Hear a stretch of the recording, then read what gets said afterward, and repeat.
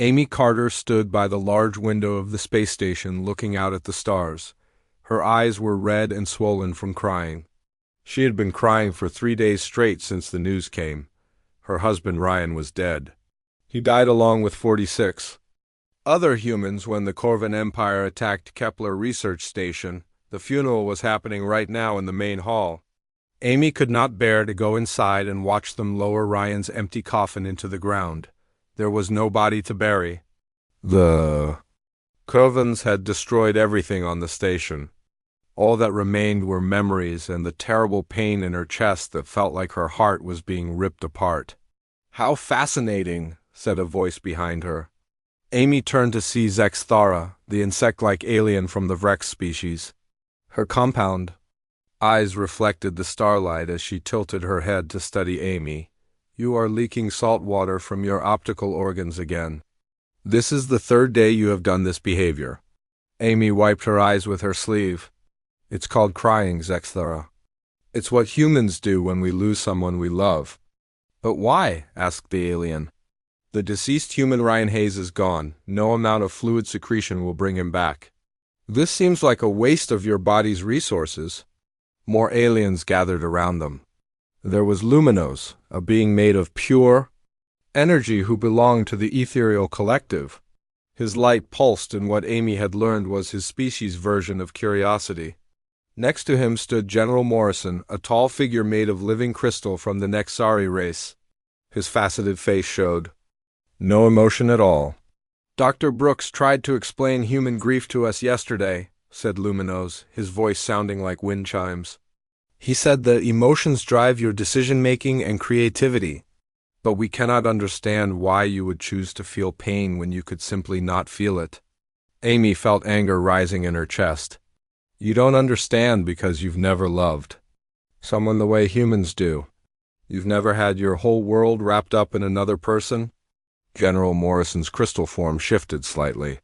"Commander Carter, your emotional responses are exactly why humans struggle in this war. The Corvin Empire defeats you because they do not waste energy on feelings. They are efficient. They are logical. They win battles because they think clearly." "And what about you?" Amy asked, looking at each alien in turn. "How do your species deal with death?" Zexthara's antennae twitched. "When a Vrex dies, we simply create a new one with the same genetic pattern. Death is temporary. We do not waste time mourning. We back up our consciousness patterns," added Luminos. "Death is merely a transition from one form to another. We do not experience what you call grief." General Morrison nodded his crystalline head. "The Nexari grow new individuals from mineral deposits. We understand death as a recycling process. Your human attachment to individual consciousness is primitive." Amy felt her hands clench into fists. "So none of you actually deal with loss. You just replace what you've lost or pretend it never mattered." "We have evolved beyond such inefficient responses," said Zexthara. "Perhaps humans should consider similar upgrades to your emotional systems." Dr. Brooks, the station's chief psychologist, walked over to join the conversation. He was a kind man with gray hair who had been trying to help Amy cope with her grief.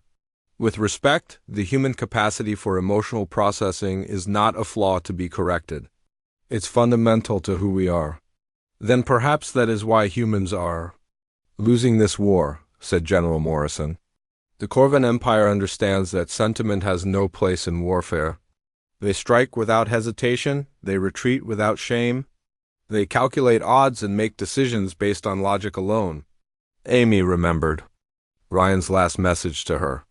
He had been smiling in the video call, excited about some breakthrough in quantum consciousness research. He was telling her about how much he missed her and how he couldn't wait to come home. Then the alarm started blaring in the background. Ryan's face changed from joy to fear as he realized what was happening. "Amy, I love you," he had said as explosions rocked the station behind him. "Remember that I love you more than anything in the universe."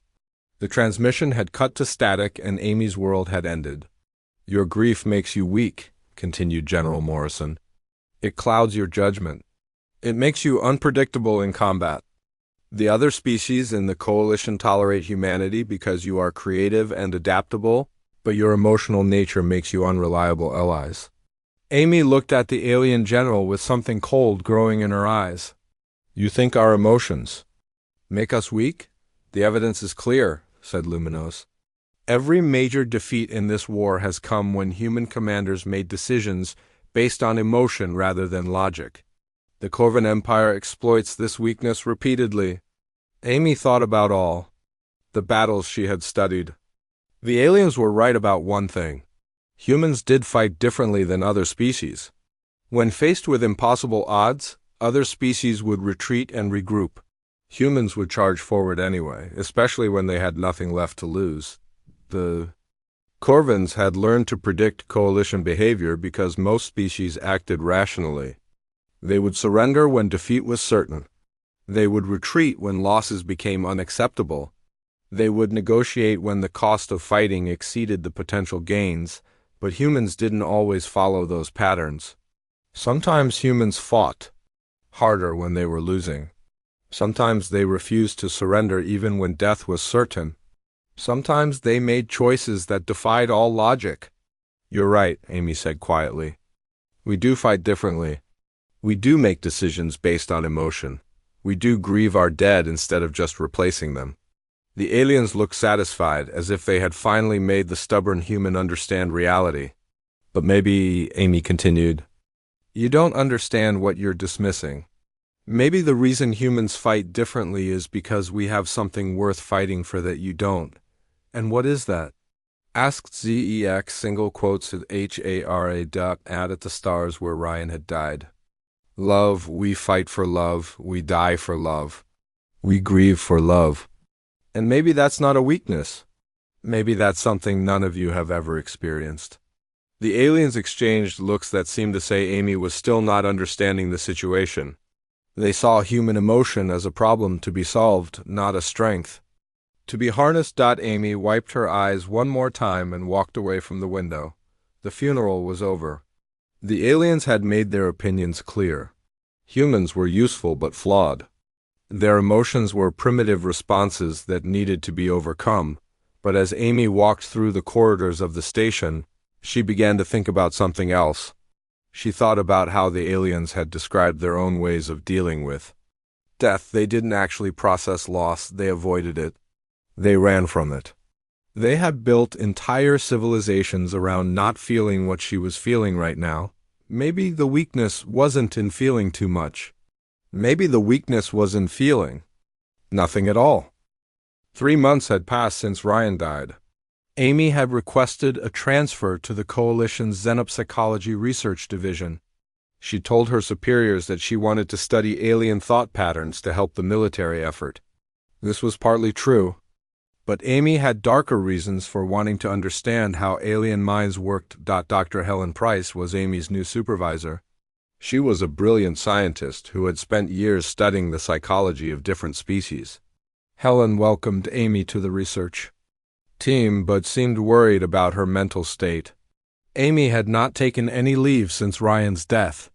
She worked 16 hours a day, buried herself in research, and barely spoke to her colleagues.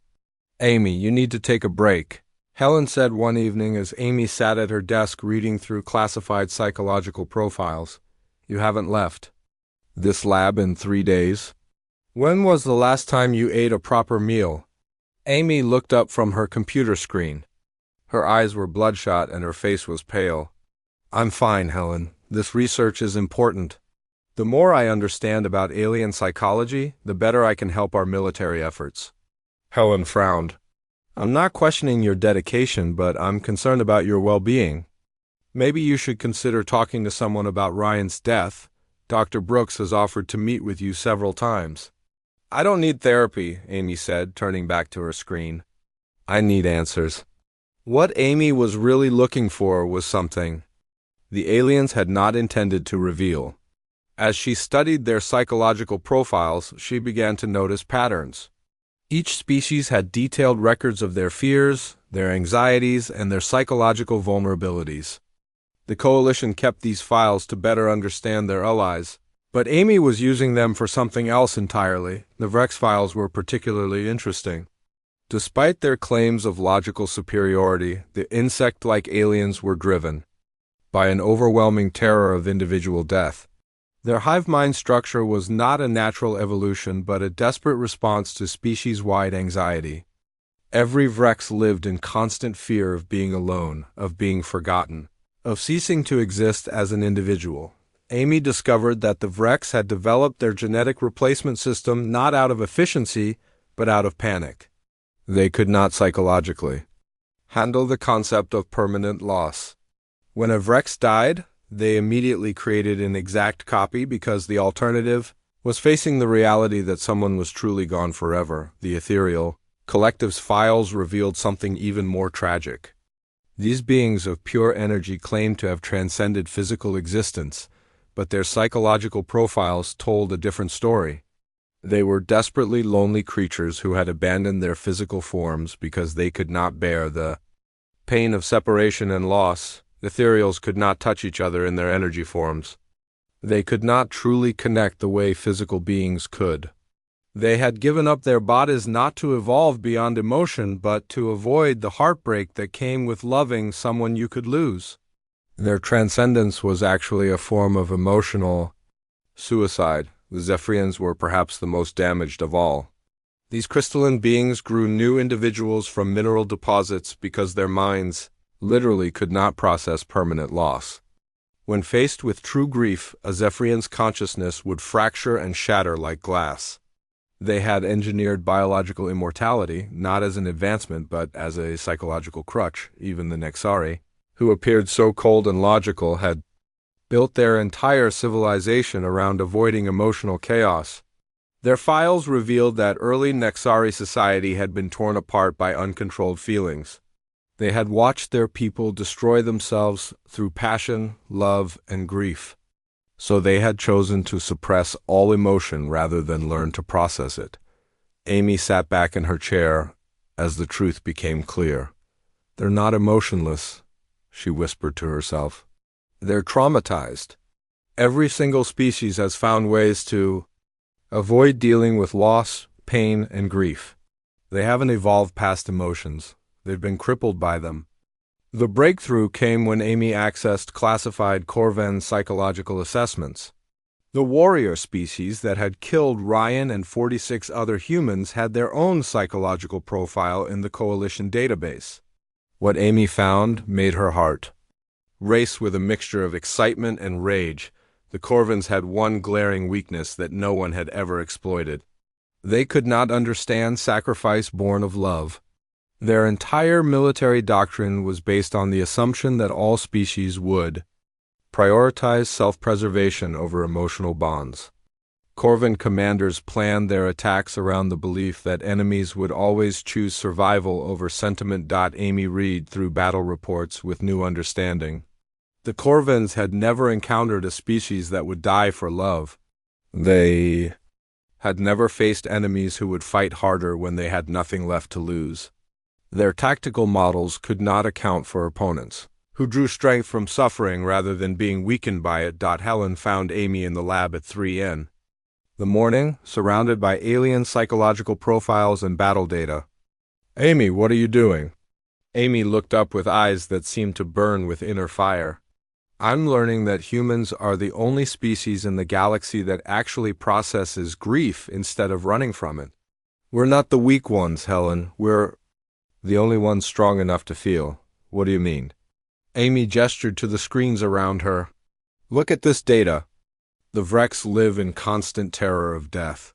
The Ethereals abandon their bodies to avoid emotional pain. The Zephyrians will literally lose their minds if they experience true loss. The Nexari built their entire society around emotional suppression. And the Corvans assume that everyone else is as emotionally stunted as they are." Helen studied the research with growing amazement. "You're saying that human emotional capacity is actually an advantage?" "I'm saying it's the only advantage that matters," Amy replied. "Every other species in the galaxy has found ways to avoid feeling what we feel. They've built civilizations around not processing loss. But humans, we dive headfirst into our grief. We let it tear us apart. And then we use it to rebuild ourselves into something stronger. Amy pulled up footage of recent battles between human forces and Corvan armies. Look at these engagements. Corvan forces retreat when they take heavy casualties because they cannot understand why humans keep fighting when defeat is certain. They don't comprehend that grief doesn't make us weaker. It makes us dangerous. Helen sat down heavily. Amy, what are you planning to do with this research? Amy's smile was cold and sharp. I'm going to show the galaxy what happens when you give humans something to grieve for. The Corvans think they understand warfare because they've fought logical enemies who retreat when the odds turn against them. But they've never fought a species that gets stronger the more it loses. She turned back to her screens, fingers flying across the keyboard. Ryan's death broke something in me, Helen. But maybe being broken is exactly what I need to be? Amy's research had not gone unnoticed. Director Lisa Stone from Coalition Intelligence had been watching Amy's work for weeks. Lisa was a tough woman who had fought against the Corvans for years. She had seen too many battles lost and too many good people die. When she summoned Amy to her office, Amy knew this meeting would change everything. Commander Carter, Lisa said as Amy entered the secure briefing room. Your xenopsychology reports are impressive, but I understand you've been developing something more than academic research. Amy had prepared for this moment. She had spent weeks organizing her findings into a presentation that would convince the coalition leadership. Director Stone, I've identified a tactical advantage that could end the war with the Corvan Empire. Lisa raised an eyebrow. That's a bold claim. What kind of advantage? Human emotions, Amy replied. They're not a weakness to be overcome. They're a weapon system that has never been properly deployed. Lisa activated the secure communication system. Within minutes, the briefing room filled with holographic representations of coalition leadership. General Morrison appeared as a shimmering crystal figure. Zexthara materialized with her compound eyes reflecting the room's lights. Luminos pulsed with curious energy. Dr. Brooks joined from the medical bay, looking concerned about Amy's mental state. Commander Carter has requested this briefing to discuss tactical applications of human psychology, Lisa announced. Commander, you have the floor. Amy stood and activated her presentation. Charts and battle footage filled the air around them. For 3 years, we've been fighting the Corvan Empire using tactics designed by species that fear their own emotions. We've tried to be logical, efficient, and predictable. And we've been losing. General Morrison's crystal form flickered. Commander, we have discussed this repeatedly. Emotional responses create tactical unpredictability and reduce combat effectiveness. The Corvan Empire succeeds because they eliminate sentiment from their decision-making process. General, with respect, you're completely wrong, Amy said. Her voice was calm, but her eyes burned with intensity. Every species in this coalition has developed psychological defense mechanisms to avoid emotional trauma. You've built entire civilizations around not feeling loss. The Corvans have done the same thing. Amy pulled up recent battle footage. Look at these encounters. In every engagement, Corvan forces retreat when they take heavy casualties. They withdraw when victory becomes too costly. They assume all opponents will break when faced with certain destruction. But look what happens when they fight humans. The footage showed human forces continuing to fight even when outnumbered and outgunned. In battle after battle, human soldiers pressed forward when retreat would have been logical. They held positions that should have been abandoned. They charged into enemy fire when survival demanded withdrawal. The Corvans don't understand why we keep fighting, Amy continued. Their military doctrine assumes all species will prioritize self-preservation over emotional bonds. They've never encountered opponents who draw strength from suffering instead of being weakened by it. Zexthara's antennae twitched nervously.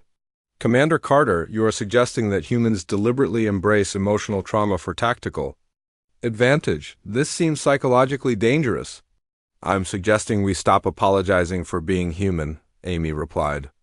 Every person in this coalition has lost someone to the Corvans. But only humans have the psychological capacity to transform that loss into something powerful. Dr. Brooks leaned forward.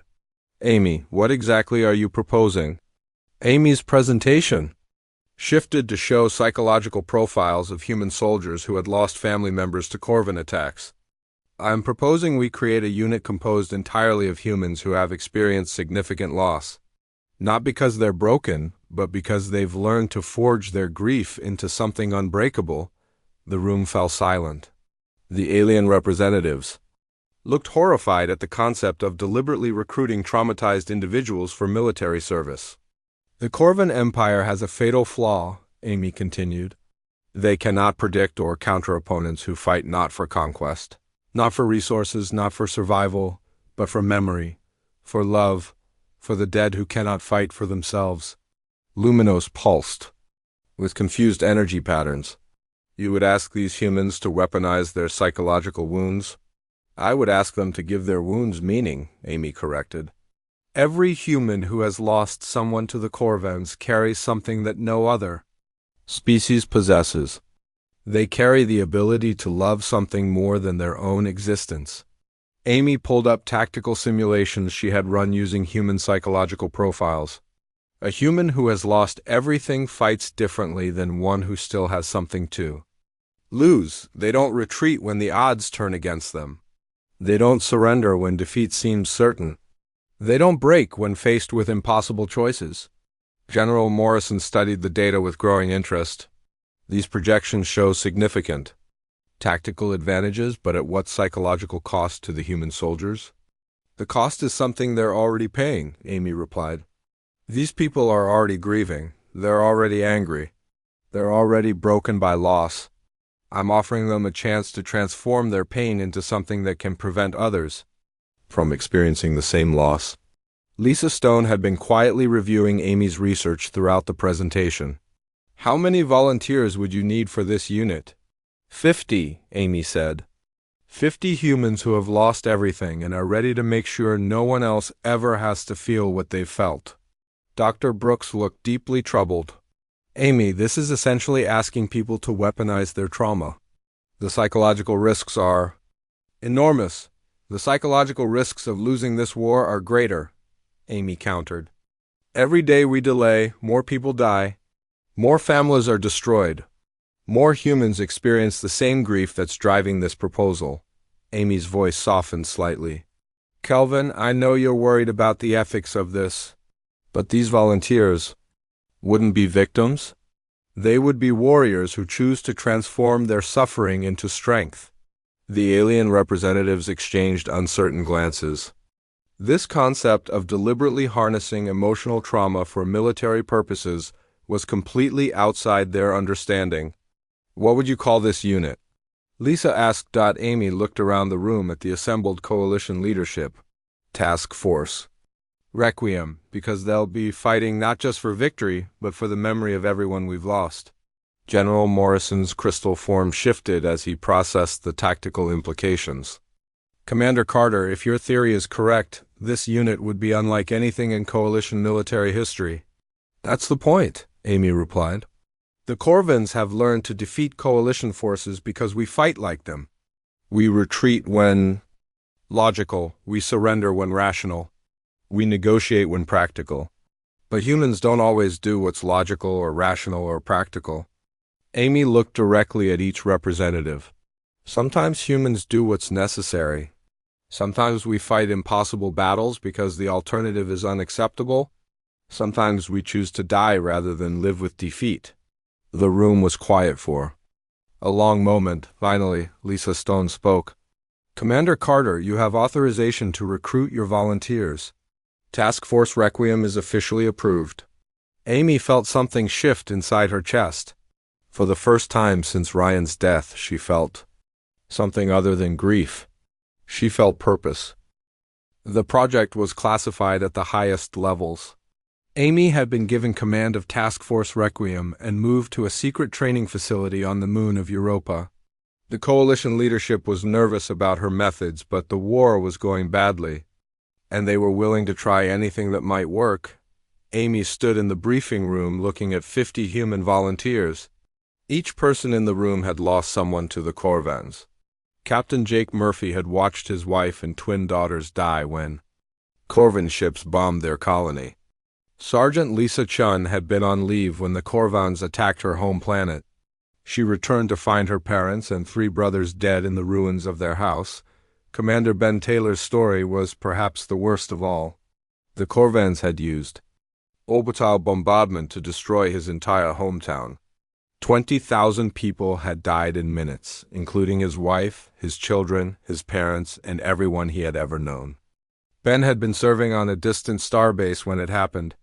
He came home to find nothing but glass and ash where his life used to be. Each volunteer had a similar story. Each had lost everything that mattered to them. Each had volunteered for Task Force Requiem, knowing that it was essentially a suicide mission. They were not looking for glory or victory. They were looking for a purpose in their pain. Dr. Brooks had been assigned as the unit's psychological advisor. He was deeply concerned about what Amy was asking these people to do. Amy, what you're proposing isn't healthy. You're asking them to weaponize their trauma instead of healing from it. No, Kelvin, Amy replied. I'm asking them to give their trauma meaning. These people are already broken. Traditional therapy isn't going to fix what the Corvans did to them. But maybe they can use their brokenness to make sure no one else has to break the same way. The training was unlike anything in Coalition military history.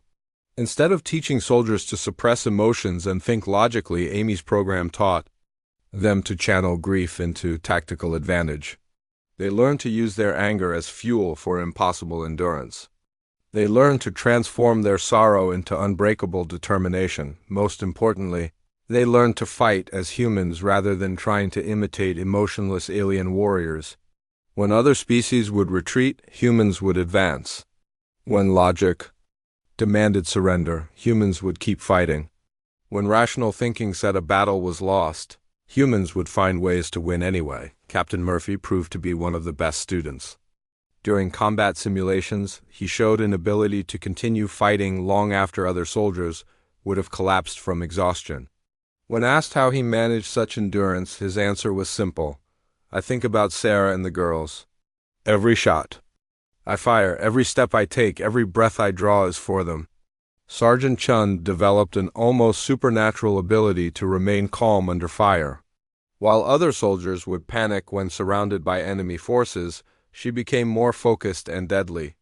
My family is already dead, she explained. The worst thing that could happen to me has already happened. What's left to be afraid of? Commander Taylor emerged as the unit's natural leader. His tactical thinking was brilliant but completely unconventional. He planned operations that no sane military commander would attempt. When questioned about his methods, he would smile grimly and say, "Dead men don't worry about odds." The first real test came when Corvan forces attacked the mining colony on Kepler 442b. The planet was strategically important because it produced rare minerals needed for ship construction. Coalition Command deployed a standard defense force. But they also sent Task Force Requiem as part of the operation. Amy briefed her people before they shipped out. You are not fighting to win territory or resources. You are not fighting for the Coalition or for humanity. You are fighting for the people who can't fight anymore. Every enemy you kill, every position you hold, every impossible thing you accomplish is for those we've lost. The battle began exactly as Corvan Doctrine predicted. Their forces outnumbered the Coalition defenders 3-1. They had superior weapons and better positioning. Within 6 hours, regular Coalition forces were falling back to secondary defensive positions. The battle was following standard patterns that would end in Corvan victory. Then Task Force Requiem entered the fight. They had been held in reserve while regular forces engaged the main Corvan assault. When the retreat order came, Amy's people ignored it. Instead, they advanced directly into the strongest Corvan positions. Captain Murphy led a charge against a fortified enemy strongpoint that should have been impossible to take.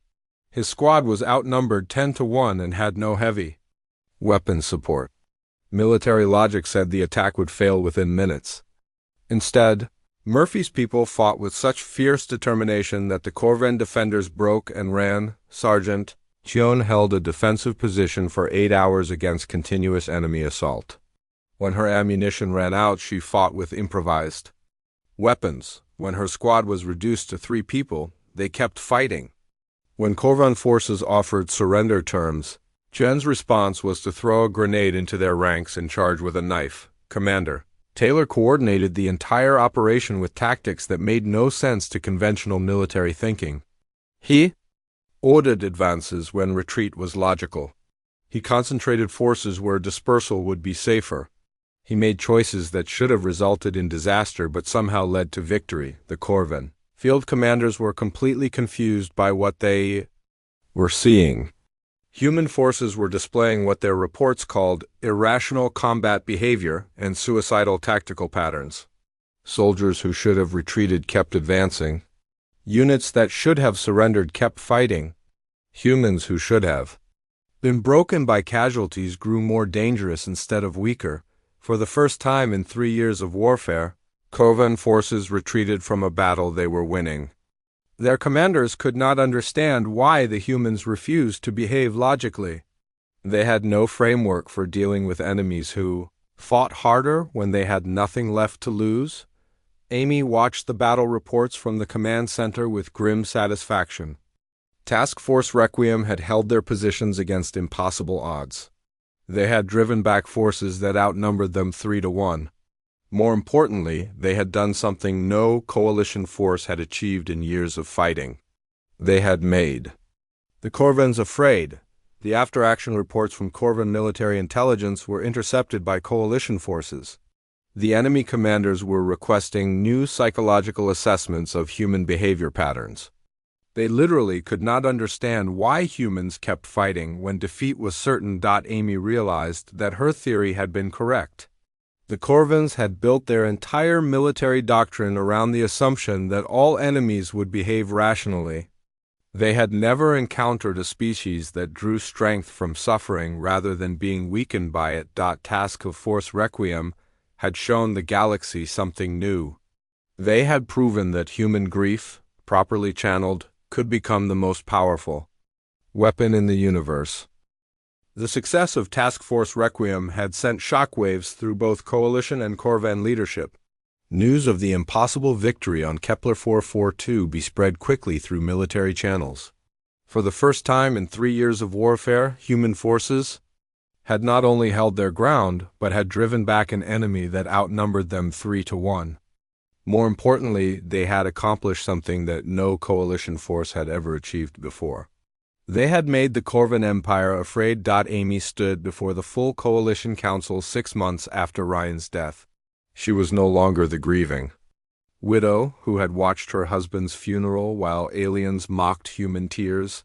She had become something else entirely. She was the architect of a victory built on the foundation of loss, the creator of a weapon forged from the deepest human emotion. The Corvan Empire has requested a ceasefire, Amy announced to the assembled representatives.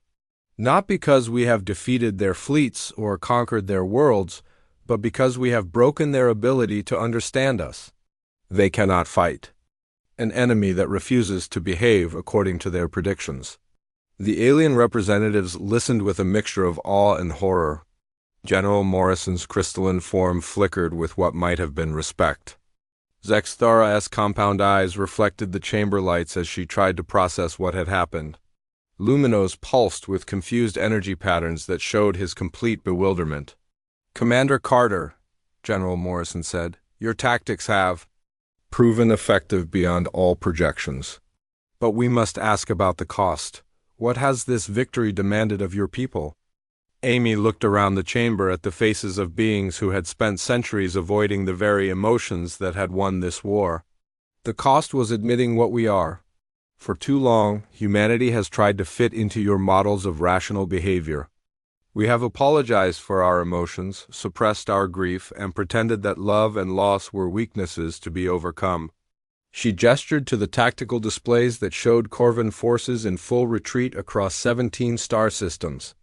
"This is what happens when we stop pretending to be something we are not. The Corvans are not retreating because they cannot defeat us militarily. They are retreating because they cannot psychologically process fighting an enemy that draws strength from suffering. Director Stone had been monitoring Corvan communications throughout the recent battles. Their military leadership is in complete chaos, she reported. They are requesting immediate xenopsychological assessments of human behavior. Patterns. They literally cannot understand why we keep fighting when logic says we should surrender. The intercepted Corvan communications told an incredible story. Enemy field commanders had reported that human forces displayed impossible combat persistence and irrational tactical responses. Corvan soldiers were refusing to engage human units because they could not predict what humans would do next. Amy pulled up the most recent intelligence reports. 3 days ago, a single human squad held a defensive position for 14 hours against a full Corvan battalion. When their ammunition ran out, they fought with improvised weapons. When only 2 soldiers remained alive, they still refused surrender terms. The Corvan commander ordered a complete withdrawal because his forces were too demoralized to continue the assault. Zexthura's antennae twitched nervously. Commander Carter, your species has achieved something we believed impossible. You have turned emotional trauma into tactical advantage. But what happens to your people afterward? How do they recover from such psychological damage? Amy's expression softened for the first time in months. They grieve, Zexthura. They feel their loss. They honor their dead, and eventually they heal. Because that is what humans do. We feel everything completely. The pain, the love, the hope, the sorrow. And we keep going anyway. The ethereal representative pulsed with bewildered energy. You willingly embrace suffering. This is incomprehensible to us. No, Amy corrected. We do not embrace suffering. We embrace the full spectrum of existence, including suffering. You have all spent so much time avoiding pain that you have forgotten how to process it properly. We have learned to transform it into something greater than ourselves. Amy walked to the center of the chamber. Every species in this coalition has found ways to escape from grief. The Vrex replaced their dead with genetic copies. The Ethereals abandoned physical existence to avoid separation. The Zephyrians engineer immortality to prevent loss. The Nexari suppress all emotion to avoid chaos. She paused and looked directly at each representative. But humans do something different. We dive straight into our grief. We let it tear us apart completely. And then we use the pieces to build something stronger than what we were before. The final intelligence report from the Corvan delegation was presented to the council that day. The enemy empire was requesting a permanent non-aggression pact with humanity. Not because they feared human military technology or tactical superiority, but because they feared human emotional capacity. Amy read the Corvan statement aloud. The human species displays combat behaviors that cannot be predicted or countered. Using standard military doctrine, their emotional responses create tactical advantages that our forces cannot overcome. We request immediate cessation of hostilities and establishment of permanent neutral zones between Corvan and human territories. General Morrison studied the data with something approaching wonder. In all our military history, no enemy has ever requested peace terms because they could not understand our psychology. Amy smiled for the first time since Ryan had died. That is because no other species fights the way humans fight. You all battle for territory, resources, survival, or conquest. But humans fight for something more powerful than any of those things. What do humans fight for? Asked Luminos. Memory, Amy replied. We fight for the people who cannot fight anymore. We fight to honor those we have lost. We fight because love does not end when life ends. And that gives us a strength that cannot be defeated by superior numbers or better weapons. The Coalition Council voted unanimously to accept the Corvan peace terms. The war that had lasted 3 years and claimed millions of lives was ending not through military conquest but through psychological victory. As the representatives filed out of the chamber, Amy remained behind, looking out at the stars where Ryan had died. She whispered the words she had carried with her through the darkest months of her life. I love you. I will always love you. And I made sure the galaxy remembers what it means to love someone that much. The war was over, the grief remained. But in that grief, humanity had found not weakness but the strength to reshape the stars themselves. The galaxy had learned to fear human tears, and more importantly, it had learned to respect them. Amy Carter walked out of the chamber knowing that Ryan's death had not been meaningless. His loss had become the foundation for a victory that would protect countless others from experiencing the same grief.